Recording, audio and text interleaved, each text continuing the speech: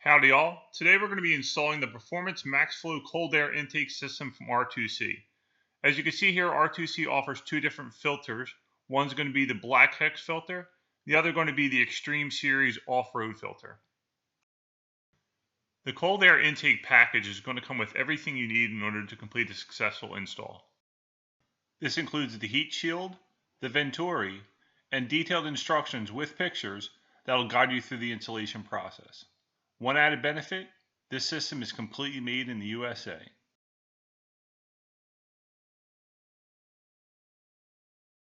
We're going to begin by lifting the hood and getting access to the engine compartment. Next, you're going to remove the engine cover by simply pulling up on the front corners and removing it from the engine bay. This is what the Jeep factory air intake system looks like. We're going to be completely removing this, starting from right outside the throttle body, with the removal of the factory intake tube and factory airbox setup. In the picture, I've identified focus areas for the removal of the factory system. The arrow indicates the O2 sensor on the bottom of the factory tube, and the boxed areas represent those locations for factory hardware removal. Here's a close-up of the intake tube connected to the throttle body, the intake tube mounted to the fan shroud, the crankcase line connected to the engine, and the factory airbox. First, we're going to remove the two bolts that connect your intake tube to the fan shroud. You're going to use a 10mm socket for this. Now remove your radiator overfill hose from the two clasps that are on the intake tube. Next, with a flathead screwdriver, loosen the hose clamp attaching the intake tube to the throttle body. Now remove the crankcase line from the engine. Next, we're going to be removing the airbox. It's just held in place by 3 grommets, but we'll take a strong tug in order to remove it. You need to do this in a controlled manner, since the O2 sensor has a very short line that connects to the bottom of the factory intake tube. Roll the air intake system over onto the engine. This will allow you to get access to the connector on the bottom.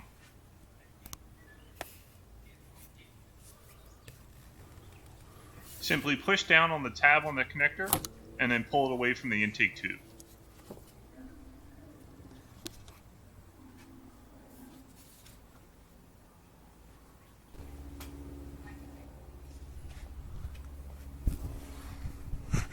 Now we have to remove the sensor from the intake tube. You have to take your time and be gentle with the removal. You don't want to break the sensor. With a small flathead screwdriver, lift the tab over the locking point and turn the sensor counterclockwise. When removing the sensor, remember to be easy and then pull the sensor straight out to avoid any damage to the unit. Remove the green O-ring from the sensor. We will not be reusing it when we reinstall the sensor. Now we're going to assemble the components of our cold air intake. Mount the venturi to the interior of the heat shield using the hardware provided.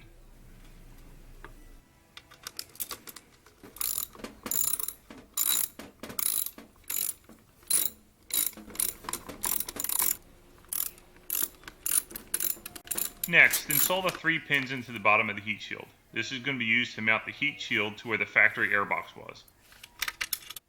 Next, we're going to install the rubber grommet onto the underside of the intake tube. Just work the grommet around until both lips are on the inside and outside part of the tube.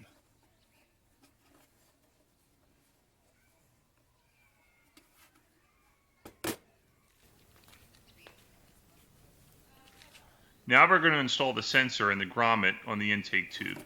Take your time when you're doing this. The installation of the sensor can be difficult and you don't want to damage it. The instructions from R2C said to use a small amount of lubricant if you're having difficulties. When you get it installed, make sure that the arrow or the tab is pointing to the open end of the tube. Install the smaller coupler onto the throttle body side of the intake tube. And then place the 2 hose clamps on the coupler. You don't want to tighten these down yet, you just want to leave them loose for now.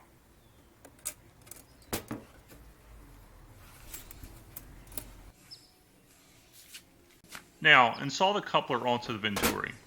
Using 2 clamps, you can tighten the one down that's connected to the venturi, but leave the other one loose.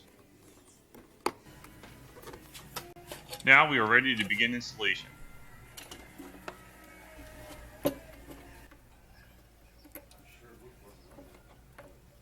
First, position the air intake system so you can get the O2 sensor reconnected.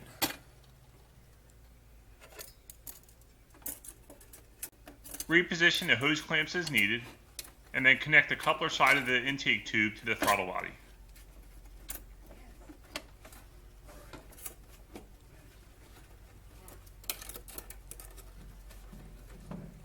Now, you'll want to seat the 3 pins in the heat shield into the grommets that were removed from the stock airbox.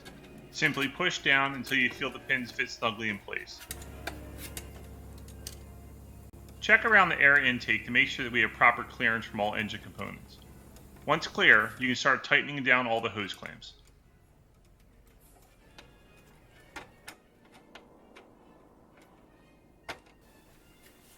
R2C provides a replacement hose for the one removed from the factory air intake to the crankcase.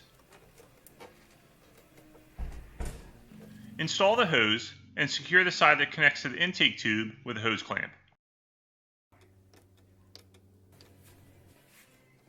Now, connect the other end of the hose that connects to the receiver end on the crankcase.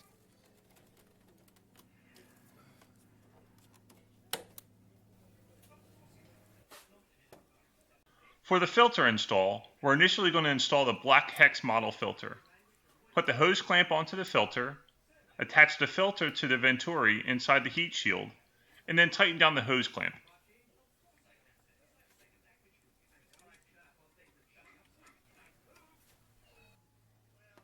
Next, we'll be installing the hose clamps onto our factory fan shroud. This will keep our radiator hose line firmly in place. All we need to do now is tighten them down.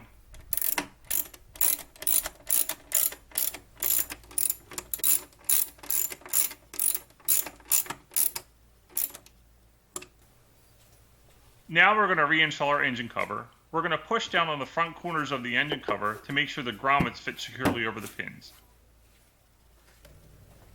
Lastly, we're going to reconnect the negative power cable and get power back to the Jeep.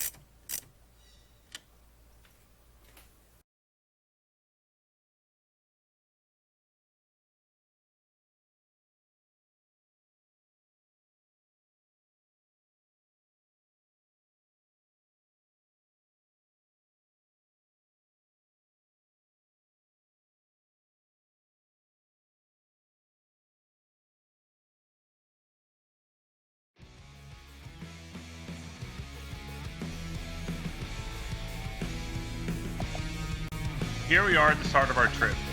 Doors are on, hardtop's on, Jeep is fully loaded, towing the trailer with 2 dirt bikes. Let's see how it works out.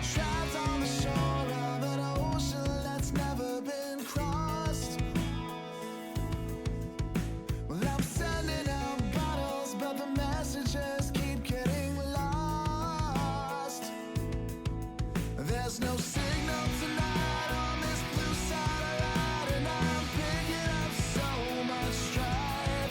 So I'm building a boat around learning to float, and I'm searching for signs of life.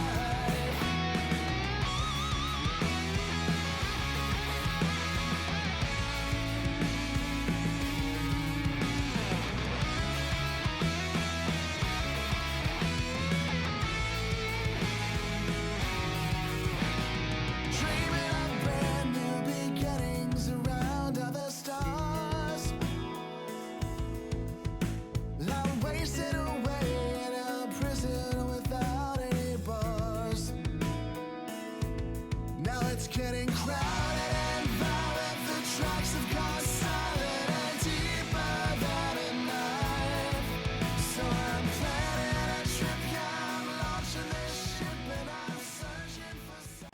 We all know how dusty and dirty it can get just from being on the trail for just a few hours.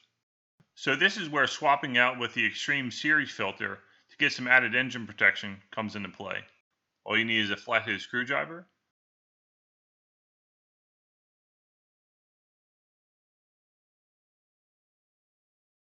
remove the hose clamp from the existing filter, place the hose clamp onto the new filter, install the new filter onto the venturi, and tighten down the hose clamp. And that's it. Now I'm ready to take the Jeep back out onto the trail.